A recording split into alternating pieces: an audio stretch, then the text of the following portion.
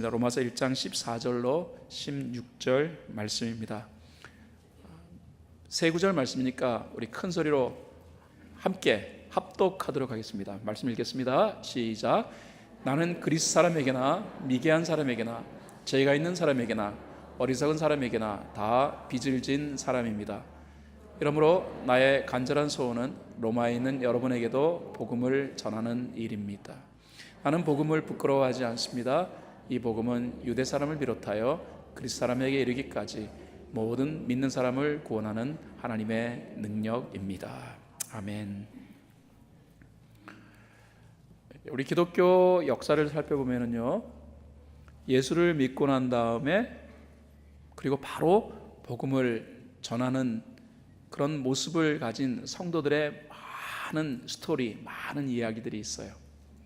우리는 이 전도하고 또 복음을 전하는 일이 특별한 훈련을 받는 사람에게, 또 특별한 사명 의식을 느끼는 사람에게만 한정된 것이라 그렇게 여기는데, 사실 우리 기독교 역사를 살펴보면은 예수 딱 믿고 난 다음에 그 다음에 바로 복음을 전하는 일을 시도했던 많은 사람들의 이 다양한 그런 전도 또 선교의 내용을 우리가 접할 수 있다는 것입니다.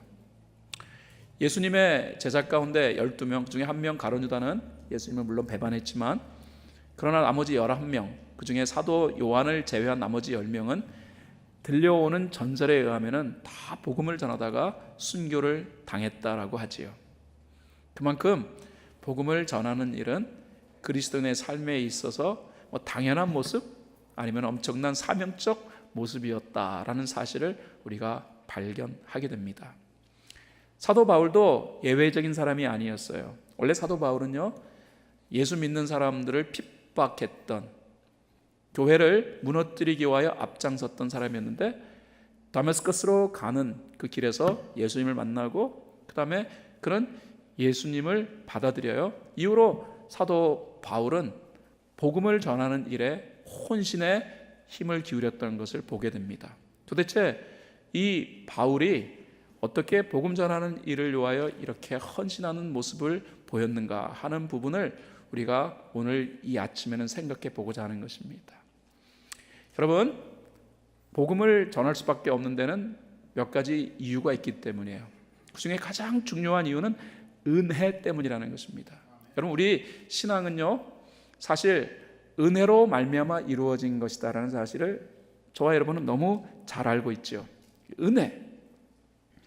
사도 바울은 이 은혜 앞에서 자신이 빚진 사람이라는 사실을 고백하고 있어요. 로마서 1장 14절에 보면은요, 나는 그리스 사람에게나 미개한 사람에게나 지혜가 있는 사람에게나 어리석은 사람에게나 다 빚을 진 사람입니다. 사도 바울이 표현하는 말 가운데 빚을 졌다, 나는 빚진 자다라고 표현해요. 무엇에 대한 빚을 졌을까? 이 부분을 우리가 생각해 보아야 합니다. 바울은 은혜 받은 사람이에요. 신앙은 은혜로 이루어진 거예요. 정말로 제대로 신앙생활을 하시는 분은 자신의 신앙의 기초가 The grace of God, 하나님의 은혜에 있다라는 사실을 명확하게 인정해요. 그러면 은혜는 뭐냐는 거예요. 많은 분들이 은혜에 대해서 생각하기를 은혜는 공짜다, 그러니까 그냥 공짜로 받은 거야 라고 생각해요. 그런데 여러분, 이것은 우리의 관점으로 볼 때는 공짜지만은 실제로 하나님의 관점으로 보면은 이건 공짜 아니에요.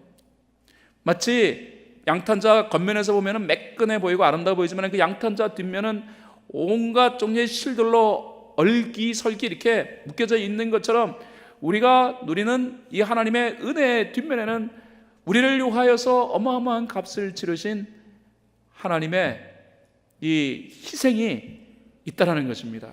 바울은 이 부분을 명확하게 이해한 거예요. 은혜를 받으니까 거기서 끝나는 게 아니에요. 은혜를 받으니까 이 은혜가 얼마나 하나님 앞에서 희생의 이 결과에 의해 이루어진 것인가를 느끼니까 이제는 모든 영혼들을 향하여서 자신은 빚진 자다라는 사실을 표현하고 있는 것입니다. 바울이 어떤 사람에게 대해 빚졌다고 표현하고 있습니까? 나는 그리스 사람에게나 미개한 사람에게나 지혜가 있는 사람에게나 어리석은 사람에게 다 빚졌다고. 당시 세계관은요, 헬라 문화권 아니면 비헬라 문화권으로 딱 나눠져 있어요. 그래서 헬라 문화권에 속해 있는 사람들, 특별히 로마 시민권을 가지고 있는 사람들은 자신들이 아주 지혜로운 사람이라 그렇게 여겼어요. 그리고 이 헬라 문화권 밖에 있는 사람들은 다 미개한 사람 아니면 어리석은 사람으로 그렇게 평가했다라는 거예요. 근데 바울이 이 헬라 문화권, 비헬라 문화권을 언급했던 것은 뭐냐면은 나는 이 세상에 있는 모든 사람들에게 바로 복음 빚진 자다라는 사실을 표현하는 거죠. 여러분, 은혜. 저와 여러분은 예수 그리스도의 철저한 은혜에 의하여서 구원 받았음을 다시 한번 확인하자고요. 여러분, 세상의 통속적인 개념, 세상에 돌아가는 원리적 개념은 뭐냐면은 좋은 것은 공짜가 없다라는 거 아닙니까? 이 세상에 공짜가 어디 있어? 다 그렇게 얘기해요. 예, 저도 동의해요. 이 세상 공짜 없어요. 그런데 구원은 우리 편에서 보면 공짜예요. 왜? 그 구원을 얻을 수 있는 것은 이 세상에 우리의 힘으로는 없기 때문이에요. 그래서 구원을 어찌 얻을 수 있는가? 하나님이 주셔야 되는 거예요. 구원을 주셔야 되는 거예요. 그래서 그게 은혜인 거예요. 그래서 우리 편에서는 공짜지만 하나님 편에서는 공짜가 아니라는 말입니다. 여러분, 우리 기독교 외에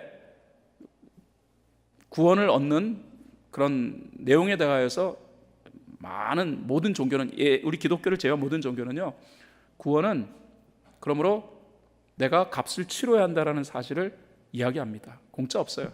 다시 말하여 선하게 살아라, 착하게 살아라, 아니면은 돈 닦으며 살아라, 그러면은 혹 구원 얻을 수 있다, 이거 아닙니까? 진리를 터득해야만이 그 다음에는 구원을 얻게 되는 거죠. 다시 말해 구원은 진리와의 만남이라고 표현해요. 진리는 그냥 가만히 있다고 우리에게 찾아오는 것은 아니다라는 거예요. 우리가 몸부림치면서 수고해야만이 진리에 맞닥뜨릴 수 있다라는 거예요. 그렇습니다. 저는 그 말이 동의해요. 여러분, 진리가 그냥 가만히 있다고 찾아옵니까? 진리는 몸부림치며 찾아야 진리가 우리에게 오게 되는 거예요. 그런데 성경은 그 진리가 우리가 찾았기 때문에 우리에게 얻어진 것이 아니라 우리에게 찾아왔다라는 거예요. 말씀이 육신이 되어 우리에게 찾아왔다라는 것입니다. 할렐루야. 그래서 저와 여러분은 우리의 공로로 그 진리를 만난 것이 아니라 하나님의 전적인 은혜에 의하여 진리, 예수 그리스도, 말씀의 성육신화 되신 예수 그리스도를 만나고 그 예수님 때문에 우리가 구원을 얻게 된 거예요. 불교계에서 살아있는 부처라고 여겨졌던 성철 스님이라고 계시지 않습니까? 이분은요, 불교계에서도 그렇게 얘기하는데요. 천년에 한 분 나올까 말까. 그래서 불교계에서는 이렇게 표현하더라고요. 신라시대 원효대사 이후 우리 한국이 낳은 위대한 선각자, 그렇게 표현하더라고요. 저는 그 말에 어느 정도 동의해요. 왜냐하면요, 이 성철 스님이 진리를 찾기 위하여서 사실 모든 걸 내 던지셨어요. 그래서 자기를 비우셨어요. 욕심도 비우고 하여튼 막 자기를 비우는 일에 몸부림치셨어요. 그분이 하셨던 중요한 일이 뭡니까? 면벽수도 하신 거예요. 그것도 1년, 2년이 아니라 몇 년에 걸쳐가지고서 벽을 하얗게 칠해놓고 벽만 바라보면서 자기 자신을 비우는 작업을 하신 거예요. 옷도 한 벌이라든가 단 한 벌 가지고, 음식도 아주 소박하게, 그래서 밥하고 그 다음에 반찬 한두 가지 가지고, 이게 이분의 식사의 모든 것이었어요. 이렇게 수도했더니 어느 날 이분은 진리를 만난 거예요. 진리는 값을 치러야 얻게 되어지는 건 맞아요. 진리를 깨닫게 된 거예요. 그가 진리를 깨닫고 난 다음에 자신의 딸에게, 속세에 있는 자신의 딸에게 돌아가시기 얼마 전에 이제 그 얘기를 하신 거예요. 자기 딸에게요. 이렇게 얘기하셨어요. 딸아, 나의 죄를 살펴보니까 나의 죄가 수미산보다 더 높더라. 불경에서 수미산이라는 것은 이 세상에 존재하는 가장 높은 산이에요. 자기가 깨달았다는 거예요. 나라는 존재, 내가 얼마나 큰 죄인인지. 지금까지 내공을 만들어가며 자기 자신을 깨뜨리며 이렇게 살아왔는데, 그런데 보니까 자기 자신은 죄인이더라. 그러면서 그 딸에게 그렇게 말했습니다. 나는 지옥 간다. 저는 이분이요, 진리를 터득했다라고 믿어요. 몸부림치면서 진리를 만나기 위하여 수고하고 애쓰면 그 진리를 결국 깨닫게 되어지는데, 그 진리의 핵심적 내용은 이거예요. 내 스스로 구원받지 못한다. 와, 저는 그분을 존경합니다. 그렇게 해야 진리를 만나는 거예요. 그런데 저와 여러분은 정말로 성령의 깊은 감동으로 그렇게 몸부림치면서 진리를 만난 게 아니라 성령의 한없는 그런 은혜에 의하여서 우리는 진리를 만난 거예요. 저 여러분은 우리 스스로가 죄인이라는 사실을 고백하잖아요. 그리고 어떻게 합니까? 그러므로 예수님 없이는 구원 얻을 수 없다라는 사실을 인정했기 때문에 예수님을 인생의 구주로 받아들인 거잖아요. 이 부분이 세상의 사람들에게는 이해가 안 되는 영역이라니까요. 어떻게 은혜로 구원받느냐고. 그럼 불공평하다라는 거예요. 너무 불공평하다라는 거예요. 이 불공평한 이 한례를 예수님은 십자가에서 구속 사역을 완성하며 중요한 예를 우리에게 제시하셨어요. 예수님이 십자가에 달리셨을 때 예수님의 좌우 오른편 왼편에 각기 두 사람의 행악자가 십자가에 함께 달린 것을 저와 여러분이 기억할 것입니다. 그 중에 한 사람이 자기 옆에 십자가에 달리신 예수님을 바라보면서 뭔가 저분은 우리와 다르다라는 사실을 발견한 것 같아요. 그래서 그 사람이 이런 말을 합니다. 누가복음 23장 41절에 보면 우리가 저지른 일 때문에 그의 마땅한 벌을 받고 있으니 당연하겠지만 이분은 아무것도 잘못한 일이 없다. 언제 깨달았느냐? 십자가 위에서 깨달은 거예요. 그러는 다음에 그가 예수님한테 이런 말을 합니다. 예수님, 주님이 주님의 나라에 들어가실 때 나를 기억해 주십시오. 근데 그 다음 예수님의 말씀이 가히 충격적이에요. 이거는 세상의 일반적 상식으로는 받아들일 수 없는 충격적 말씀을 예수님이 하시는 거예요. 예수께서 그에게 말씀하셨다. 내가 진정으로 네게 말한다. 너는 오늘 나와 함께 낙원에 있을 것이다. 여러분, 이게 정말로 말이 안 되는 게 예수님이야 정말 죄가 없으신 분이시잖아요. 거룩한 분이시잖아요. 찾을래야 죄를 찾을 수가 없어요. 먼지를 털어봐도 예수님에게는 눈곱만큼 죄가 나오지 않아요. 그러니까 이분이 이제 이 세상에서의 삶을 다 하셨고 난 다음에 천국에 들어가시는 거야. 당연하잖아요. 그런데 이 행악자가 어떤 사람입니까? 여러분, 십자가의 형벌을 받는 죄인은 보통 죄인이 아니에요. 죄인 중에서도 극심한 죄인. 성경 분명히 얘기해요. 행악자라고요. 다시 말해 살인죄를 저지르고 수많은 사람을 해코지했던 사람. 뭐 조금 좋게 봐줄래야 봐줄 수 없는 그런 것 조금도 찾을 수 없는 그런 행악자. 이 사람이 이제 죽기 바로 얼마 전에 내가 구원받을 수 있는 것은 내게 아무것도 없으니까 나 예수님 통하여서 구원을 얻으리라 생각하고 오늘 나를 기억해 달라라고 얘기했는데 그 생명이 끝나면서 예수님하고 똑같이 천국으로 들어가요. 동시에 여러분, 이게 앞뒤 맞는 말입니까? 앞뒤가 전혀 맞지 아니하는 모순적인 말이에요. 그런데 예수님이 이렇게 말씀하신 이유가 뭐냐는 거예요. 그렇습니다. 우리의 구원은요, 우리의 행한 바 의로운 행위로 이루어지는 게 아니라니까요. 길이요 진리요 생명이신 예수님을 통하지 아니하고는 구원 얻을 길이 없는 거예요. 예수님은 구속사역의 마지막 클라이막스 이 정점에서 우리가 영광스러운 구원을 얻게 되는 방법을 다시 한번 컨펌 해주신 거예요. 그리스도의 은혜. 할렐루야. 이 그리스도의 은혜로 구원받는 거예요. 사도 바울은 말입니다. 자신이 구원받았다라는 이 사실을 그리스도의 은혜에서 그 이유를 찾고 있는 거예요. 그리스도의 은혜에서 그 이유를 찾으니까 그는 당연히 빚진 심정을 가질 수밖에 없는 거예요.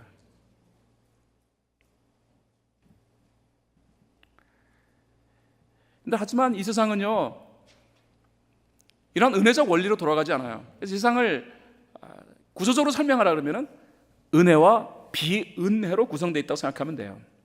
구원은 오로지 은혜에 의해 이루어지는 것. 그러므로 은혜적 관점으로 바라보지 아니하면 우리가 복음을 전해야 할 하등의 이유라든가 동기부여를 받을 수 없어요.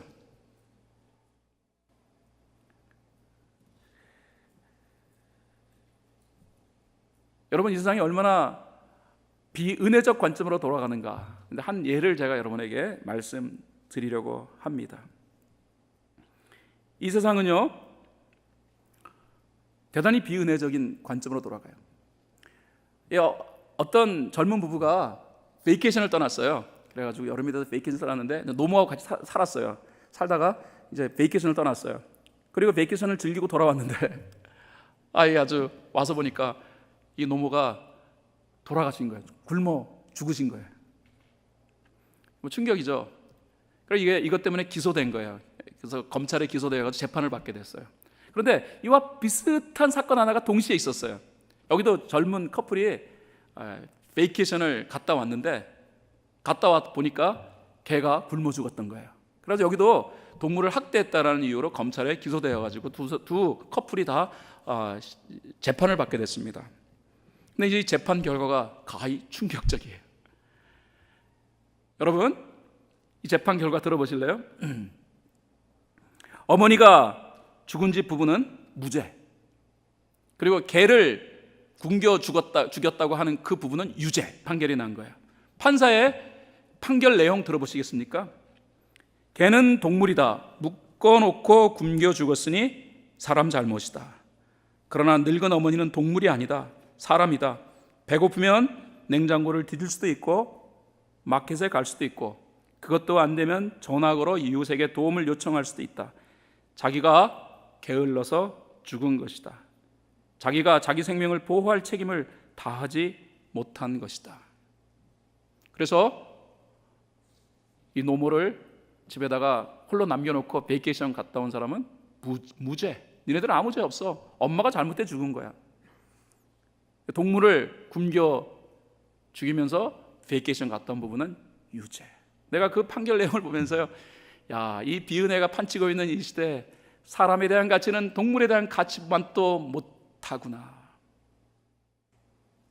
사실이에요, 여러분. 공산주의자들은 유물론이라는 것을 근거로 하여서 공산주의 이론을 만들었습니다. 인간은 단순한 물질로 구성되는 존재, 그 이상도 그 이하도 아니다. 물질적인 존재로 인간을 판단하니까요, 그 유물론에 심취한 공산주의자 어떤 사람이요, 죽은 사람을 물질적으로 이렇게 환산해가지고 돈으로 계산했더니 정확히 기억은 안 납니다만 몇십 불밖에 안 되더래요. 인간은 단백질 몇 퍼센트, 지방질 몇 퍼센트, 탄수화물 몇 퍼센트, 칼슘 뭐 이런 것들 몇 퍼센트에 의해서 구성되어진 물질. 그러므로 이 모든 물질을 현재 환율로 환산해 봤더니 이 정도의 가격이 나오더라고요. 이게 공산주의 유물론에서 얘기하고 있는 내용이에요. 여러분, 비은혜가 판치고 있는 이 시대에서 인간을 바라볼 때요, 인간은 그냥 수십억 명 중에 한 명 존재에 불과한 거예요.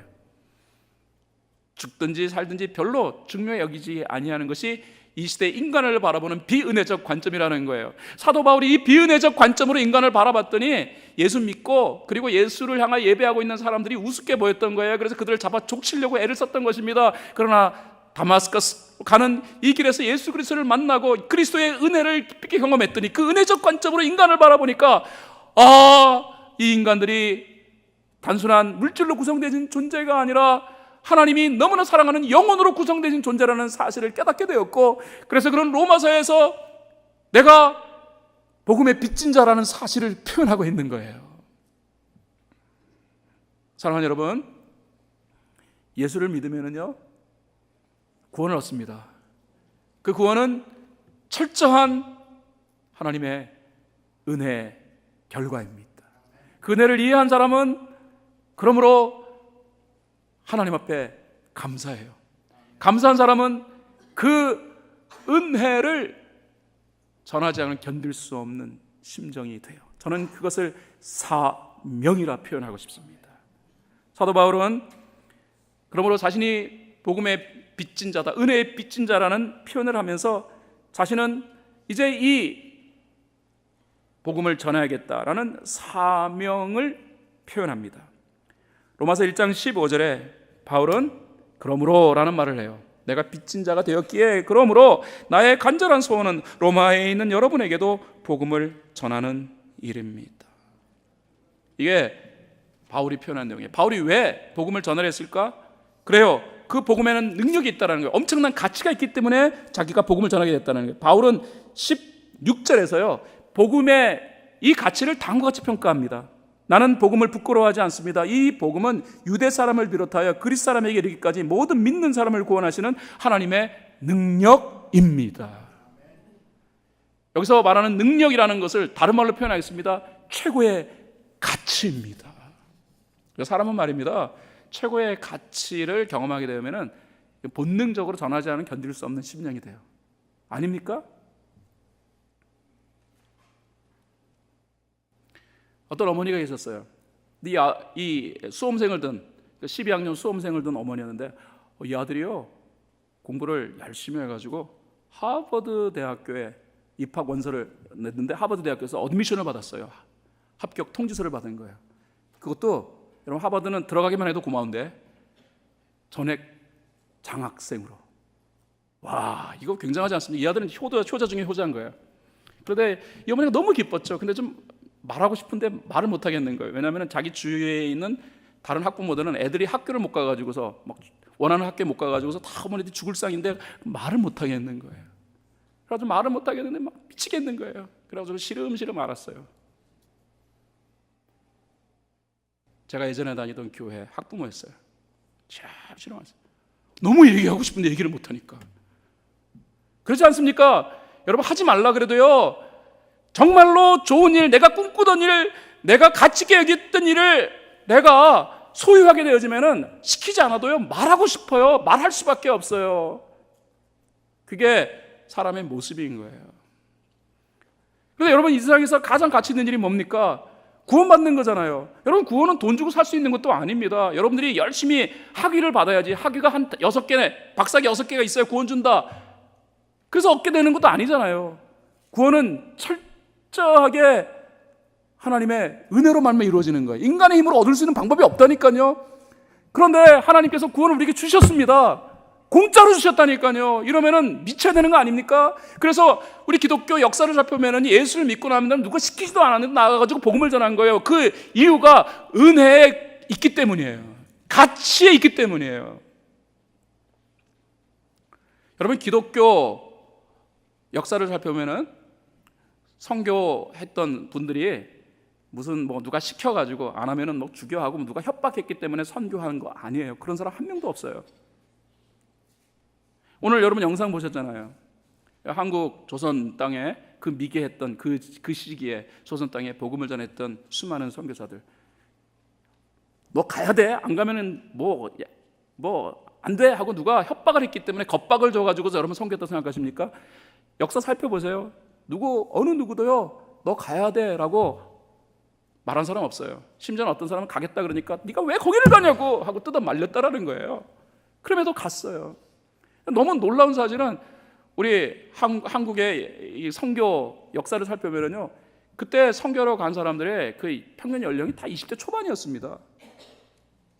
여러분, 토마스 선교사라는 사람은 우리 조선 땅에다가 이 성경을 갖다가 이렇게 전해준 사람이잖아요.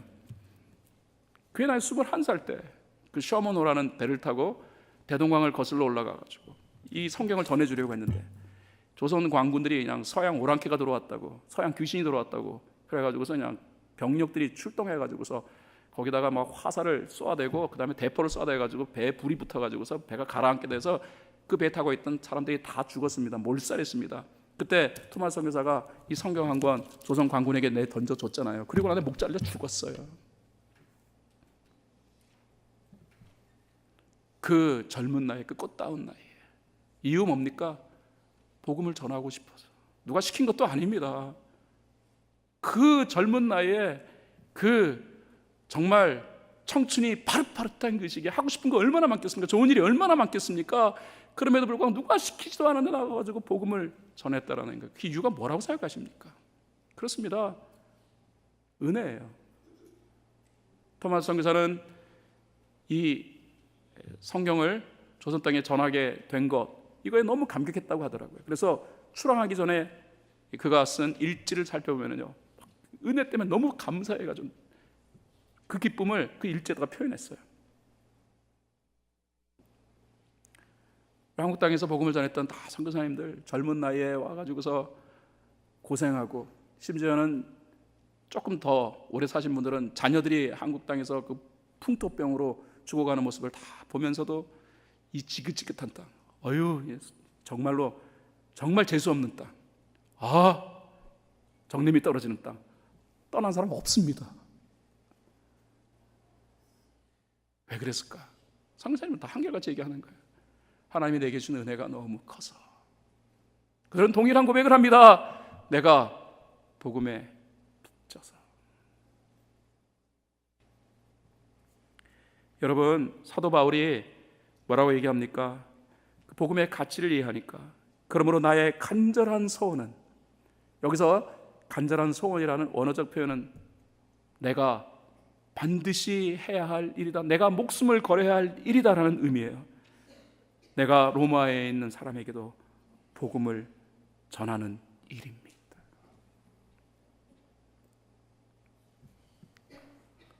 그렇습니다. 진짜 가치 발견하면요 외쳐요. 부들부들 떨어요. 못 견뎌요. 제가 산삼 캐는 신만이에 관련된 다큐멘터리를 본 적이 있어요. 여러분, 신만이 아시죠? 산삼 캐는 사람들이에요. 이 산삼 캐는 사람 몇 달 그 카메라맨들이 쫓아다니면서 이 산삼 캐는 이 과정을 다큐멘터리로 만들었더라고요. 근데 여러분, 나는 신만이 보고서 이 산삼 캐는 일이 정말 얼마나 엄청난 일인가 느끼게 됐어요. 신만이들은요, 산삼을 자기가 발견하는 것이라고 생각지 않더라고요. 그러니까 은혜를 입는 거라고 생각하더라고요. 산신령이 자신들한테 은혜를 줘야지 발견할 수 있다. 그래서 산신령이 어떤 사람에게 은혜를 주느냐? 그러면은 정말로 깨끗하고 정결하고 욕심 부리지 아니하는 사람에게 준다. 그래서 그들은 산삼을 캐러 갈 때는요, 몸과 마음을 정결하게 몇 개월 전부터 자기를 단련하더라고요. 자기를 수양해요. 그래서 뭐 이상한 데 가지 않고 엉뚱한 거 보지 아니하고, 마치 그 생명을 잉태한 엄마가 마치 태교하듯 자기에게 엄격하게 하더라고요. 그래서 매일 아침 일어나가지고서 목욕 재개하고 흰 옷 입고, 그리고 정한수 떠놓고, 그리고 산삼을 자기에게 점지해달라고 빌더라고요. 그리고 이제 산삼을 캐러 가는 날이 된 거예요. 이 사람이 이제 신령님이 문을 열어줬다 그러더라고요. 그리고 이제 산으로 들어갑니다. 그리고 이제 카메라맨들이 쫓아다니는데 진짜 찾았어요. 어디 뭐 보통 사람은 절대로 찾을 수 없는 뭐 그런 어떤 곳에 산삼을 딱 찾은 거예요. 그러니까 딱 찾으니까 무릎을 딱 꿇더니요, 그 다음에 호미를 꺼내가지고요, 그래가지고서 아주 정성스럽게 그 주위에 있는 것들을 다 정리하고, 그리고 산삼을 캐내요. 산삼이 요만한 건데 이분이 이거 한 120년 정도 묵은 것 같다고 그러더라고요. 그런데 여러분, 산삼 캐러 가는 동안은 정말 이분이 조용해요. 카메라맨들 보고도 조용히 하라고. 그래서 움직이는 소리, 그 다음에 나무에 옷 긁히는 이런 소리밖에 안 들려요. 일절 소리를 내지 않아요. 정숙하게. 그리고 말을 한마디도 하지 않던 이 사람이 산삼을 다 캐놓고 난 다음에 그 다음에 소리를 지르기 시작하더라고요. 신봤다. 산이 짜랑짜랑 울려 메아리가 청청청청 퍼져요. 근데 제가 익히 들어왔어요. 신만이들이 산삼 캐고 나서 산삼 발견하고 나면은 막 신봤다 소리 지른다는 건데, 일종의 뭐 그냥 예식 행위다라고 생각했는데 그게 아니더라고요. 그 얼굴 표정이요 확 바뀌는 거예요. 산삼 캐러 들어갔을 때 그 표정과, 그 다음에 이 산삼을 발견하고 다 캐고 난 다음에 그 표정이 완전히 바뀌어요. 표정이 어떻게 바뀐 줄 아십니까? 뭐 금방 알 수 있어요. 느낄 수 있어요. 보기만 느낄 수 있어요. 고마움, 감사, 감격, 그 말을, 그 모든 심정을 그 목소리에 담더라고요. 그리고 신봤다.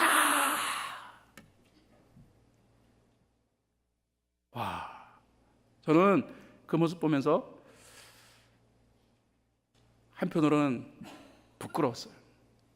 이 세상에서 진짜 신본 사람은 난데, 난 예수 그리스도 만나가지고 내 힘으로는 절대로 얻을 수 없는 구원을 그리스도를 통하여서 얻게 되었는데, 저렇게 외치지 못했어요. 그 120년 된 산삼 가치 있는 거죠. 그러나 영생에 비교하면 아무것도 아닌데, 그 120년 묵은 산삼 캤다고 뭐 힘을 다하여 신봤다 외치고 그 감격스러워하는 그 모습. 어느 선교사님이 하신 말씀이 생각이 납니다. 이 시대의 그리스도인들은 은혜를 받았다고 고백을 하는데 침묵한다. 진짜 우리가 은혜 받은 거 맞나?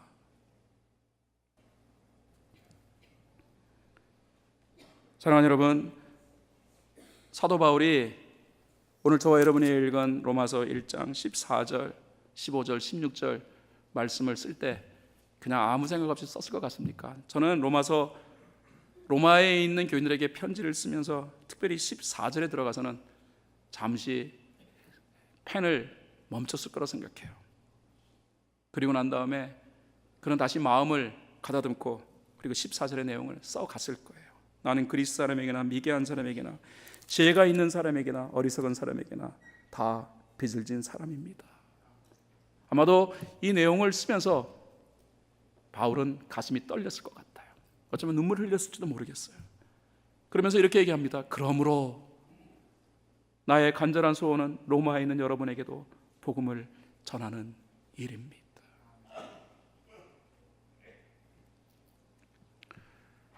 사랑하는 여러분, 교회 역사를 살펴보면 은혜를 받은 그리스도인들은 시키지도 않았는데 복음 전하기 시작했어요. 제가 궁금하게 여겼던 부분 하나가 있어요. 몰몬교 사람들에 대해 궁금하게 여겼는데, 몰몬교 사람들이 보면은 포교 열심히 하잖아요. 근데 그 몰몬교 선교사라고 하시는, 소위 말하는 선교사라고 하는 분들 보면은 나이 든 사람 없어요. 파릇파릇한 꽃다운 나이에 있는 젊은이들이 하얀색 와이셔츠 입고 그리고 자전거 타고 다니면서 그러면서 막 포교 활동을 해요. 굉장히 궁금했어요. 21~22살 먹었으면은 저렇게 하라고 해도 안 하는 애들이 대부분인데, 우리 교회도 그래요. 우리 교회 젊은 사람들에게 나가가지고서 복음 전하고 하자 그러면 뭐 이거 할 일 많은데 뭐 이런 거 하겠냐고 할 거예요. 그런데 그 21살, 22살 먹은 애들이 막 복음이 아니죠 거기는. 열심히 포교 활동을 해요. 미국에서만 하는 것이 아니고 한국에서도 하고 심지어는 아프리카 뭐 이런 데 다 나가서 해요. 굉장히 궁금했어요. 쟤네들 도대체 무슨 동기를 부여받았기에 저렇게 하는가. 그런데 마침 제가 그 친구들을 만났어요. 그래서 제가 너무 궁금해가지고 그때 물어봤다니까요. 한 가지 궁금한 게 있다고. 너희들 이렇게 포교 활동을 하는 이유가 있냐 그랬더니 얘기를 하는 거야. 이 얘기가 뭔지 아십니까? 그 친구들이 그렇게 열심히 포교 활동을 하면은 베니핏이 있대요. 그러니까 그들 그 종교 기관에서 이 과정을 끝내고 나면은요, 그러면은 장학금 주고 공부할 수 있게 다 책임져 준다라는 거예요. 그래서 그 3년 과정인가 그 과정을 마치면 자기에게 베니핏이 있다고 얘기를 하더라고요. 그렇지, 베니핏이 있으니까 하는 거예요. 하지만 우리 믿음의 선배들이 나가서 복음을 전했던 것은 그런 베니핏이 있었기 때문에 복음을 전했던 게 아니라, 사도 바울이 이 로마에 복음을 전했던 것은 그 복음을 전하는 기간이 끝나고 나면은 그러면은 뭐 생활비를 더 올려주겠다든가 뭐 이런 어떤 베니핏 때문에 한 것이 아니었다니까요. 바울은 분명히 표현합니다. 내가 은혜를 받았기 때문에. 구원 속에 담긴 어마어마한 은혜를 이해했던 우리의 믿음의 선배들은 누가 시키지도 않았는데 뜯어 말림에도 불구하고 그들은 복음을 전하는 일을 위하여서 자신의 모든 것들을 불살랐다니까요. 근데 이 시대는 그 선교사님, 어느 선교사님이 하신 말씀 그대로예요. 다 구원받았다라고 고백은 하는데 외치는 사람은 없다. 뭔가 잘못됐죠? 너무 잘못되고 생각해요. 그래서 오늘 우리 예배를 드리면서 우리가 신앙생활을 할 수밖에 없는 가장 강력한 이유를 여러분과 근본적으로 생각해 보고자 하는 거예요. 은혜입니다. 그런데 우리가 허락되는 이 은혜는 이 세상의 어떤 것과 비교할 수 없는 강력한 가치를 가진 것이다. 그것이 저와 여러분이 읽은 이 사도 바울의 표현 속에 담겨져 있는 내용입니다. 그래서 이번 여름에는 우리 교우 모든 분들과 함께 복음을 전하는 일을 하고 싶어요. 우리 교회에 그 선교 주일이 4번 있는데 선교 주일 4번 가운데 두 번째 선교 주일은 올해 있는 단기 선교에 관하여 소개하는 선교 주일이에요. 올해 우리 교회는 단기 선교 지역을 7지역으로 결정했어요. 멕시코 오하카, 멕시코 내륙 지역에 있습니다. 오하카 지역, 그리고 로사리또라는 지역이 있고 또 다른 지역은 멕시코 엔세나다라는 지역이에요. 멕시코 지역 3군데. 그리고 북유럽에 있는 아이슬란드 한 군데, 그 다음에 캐리비안 지역에 있는 도미니카, 그리고 우리가 파송 선교사로 보낸 구동림 선교사님이 사역하고 있는 이 연길, 북한과 중국 사이에 있는 연길 지역, 거기다가 한 군데 더 해요. 포모나예요. 포모나는 왜 했냐? 포모나가 해외냐? 근데 여러분, 우리가 나가고 싶어도 우리의 시간과 우리의 스테러스 문제 때문에 나가지 못하시는 분들 계셔요. 멀리 갈 수가 없는, 가장 가까운 곳이 어디일까 생각해 보니까 포모나가는 곳도 있어요. 그곳에서 정말로 홈리스들이 있더라고요. 제가 선교하자는 것은 그들이 집도 없고 뭐 제대로 먹지도 못하는 그것 때문에 제가 선교하자는 말이 아니에요. 여러분, 선교의 핵심적 내용이 뭔 줄 아십니까?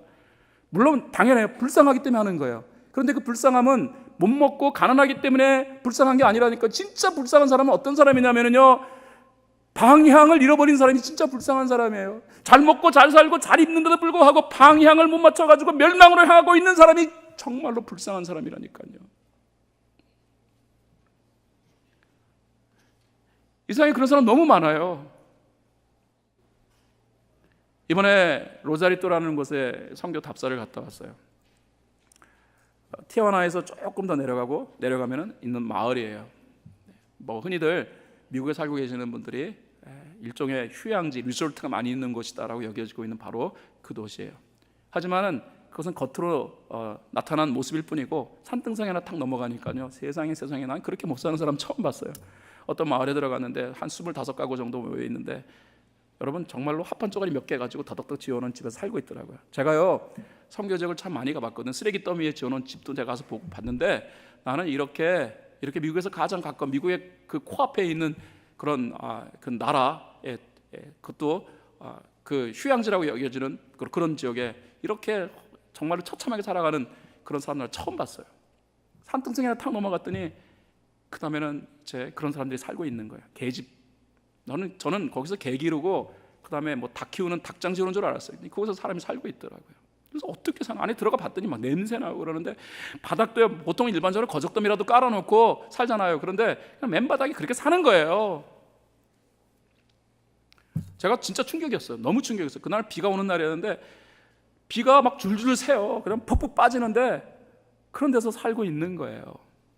그래서 제가 하도 어이가 없어가지고 그 선교사님한테, 그 지역을 담당하고 있는 선교사님한테 제가 여쭤봤다니까요. 아니, 이 멕시코라는 나라가 무슨 뭐 미개한 아프리카에 있는 뭐 그런 나라도 아니고, 그래도 OECD에 가입되어진 나라 중에 하나인데 어떻게 사람들에게 이렇게 관심도 없이 이렇게 불우하게 살아가게 만드냐 그랬더니 선교사님이 얘기하시더라고요. 목사님, 멕시코 정부는 이 사람들에게 관심 없어요 그러더라고요. 어떻게 나라가 관심이 없어요? 이해가 되지 않아요. 그러면서 하시는 말씀이, 멕시코 정부는 관심 갖지 않지만 우리 하나님은 관심 가지시잖아요. 그래서 목사님, 우리가 이들에게 복음을 전해야 되는 거 아니겠습니까? 라고 얘기하시는데, 와, 이 말이 내 마음에 너무너무 와닿더라니까요. 사랑하는 여러분, 불쌍한 사람들 맞아요. 그래서 제가 본 불쌍함이라는 것은 못 먹고 거적더미도 깔아놓지 않은 곳에서 살고 있다는 그 이유 때문에 불쌍한 것이 아니라, 그것도 불쌍한 것 중에 하나긴 해요. 그러나 진짜 불쌍한 것은 뭐냐면 영혼이 방향을 못 잡고 있더라는 것입니다. 뭐가 진리인지, 무엇이 구원 얻는 길인지 방향 못 잡고 살아가는 그들, 그들을 어찌 지나칠 수 있을까? 사도 바울은 이런 사람을 본 거예요. 사도 바울이 로마에 복음을 전하겠다. 로마는 이스라엘과 비교하면은요, 훨씬 더 문명이 발달한 나라, 세계 최강의 나라, 어떤 부분에서 보면은 이스라엘이 배워야 할 나라예요. 그 나라에 복음을 전하지 않는 것은 가난한 사람이 있기 때문에, 헐벗고 굶주리는 사람이 있기 때문이 아니었습니다. 사도 바울이 바라본 로마 사람은 방향을 잃고 멸망해가는 사람들이었던 거예요. 그러므로 바울은, 내가 간절한 소원을 가졌는데 로마에 있는 여러 사람들에게도 내가 복음을 전하기를 원합니다 라는 이 마음을 표현하고 있다는 것입니다. 여러분, 올해는 시간을 내셔야 해요. 우리가 시간을 내야 할 가장 중요한 이유가 있다면, 우리가 시간이 많아서가 아니고, 우리가 다른 사람들보다 돈이 더 많고 더 잘 살기 때문이 아닙니다. 은혜권 밖에 있는 사람들이 방향을 잃고 멸망으로 향하고 있기 때문이에요. 그래서 조금 시간을 내어주세요. 나는 전교인과 더불어 바울의 심정을 가지고 복음을 전하는 일을 이 여름에 하고 싶어요. 그래서 멀리 정하지 않았어요. 가까운 멕시코.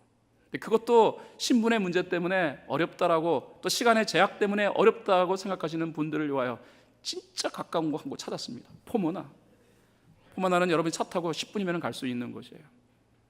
토요일 날 새벽 예배 오셔가지고 기도하시고 그 다음에 한 2시간만 탁 내주시면 방향을 잃고 멸망을 하여 가는 수많은 사람들을 만날 수 있을 것입니다. 이 한해 우리가 은혜 받았기 때문에 그 은혜 속에서 그 복음의 진정한 가치를 재발견하고